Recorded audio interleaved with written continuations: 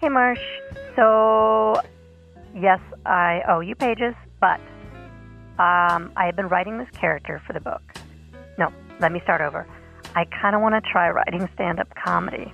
Like, I want to try one of the open mics. Like, it's 35% research for this character in the book and 65% just me, like, scratching an itch.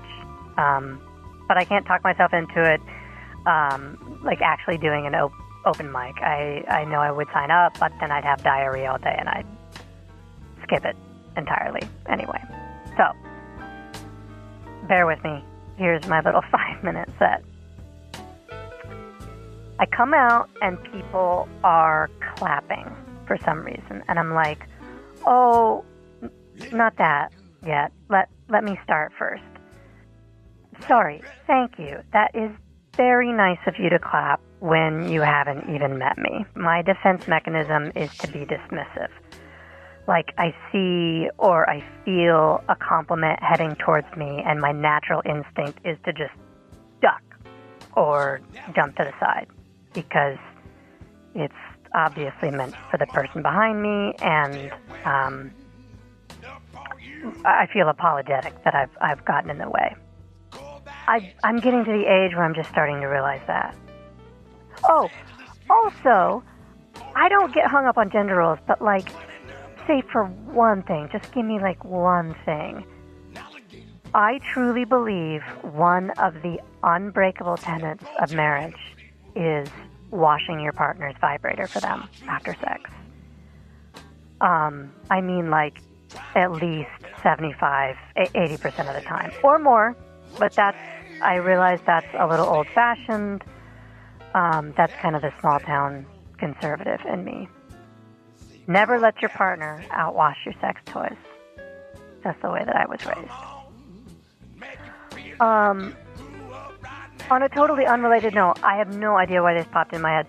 I was back in my hometown recently, this tiny, basically a village in eastern Iowa. Like, 11,000 of the most generous, white, accidental Republicans you have ever met. My stepdad included. Lovely people, for the most part. Anyway, it's small.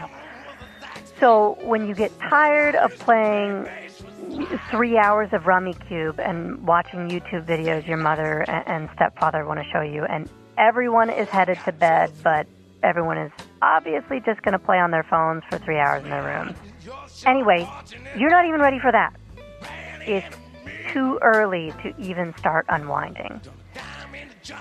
So you go out at 8:58 on a Friday. And not like to the club, just to get frozen yogurt or something. A taco. And nothing is open. Nothing is open. The only thing open after 9 p.m. in your hometown are all the cases of missing non-white people. Sorry about that one. I heard someone the other day, no, he was actually my old dentist. Anyway, I heard Dr. Murray tell someone, straight-faced, that our hometown was a little bedroom community of Chicago. It's 209 miles away from Chicago. Anyway, I was back in Chicago, visiting my ma, and one of the days we were emptying her purse onto the table because she thought she lost something. And I see she has this ancient little bottle of mace, of pepper spray, expired. I looked, 2006.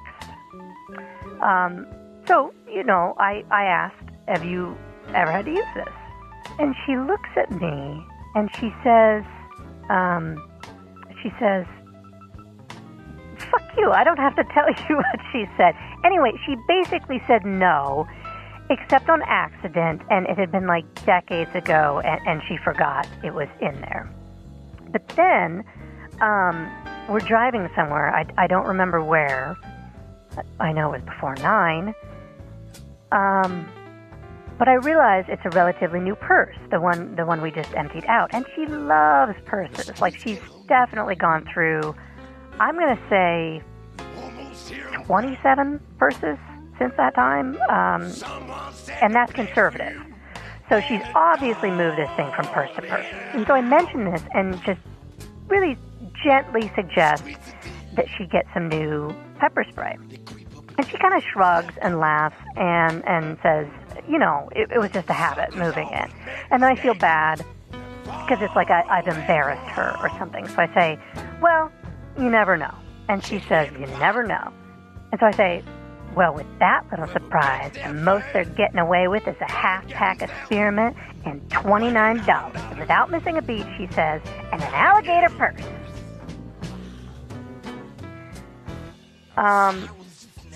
I really only have one joke, and I'm so sorry in advance because it's only for one person, and that person's not here. But he knows who he is. So stick your fingers in your ears for a few seconds while I tell it. Jerry, if you can't appreciate me opening a pickle jar naked, you don't deserve me eating waffles naked. That's it. That's all I got. Anyway, thanks for humoring me, Marsh.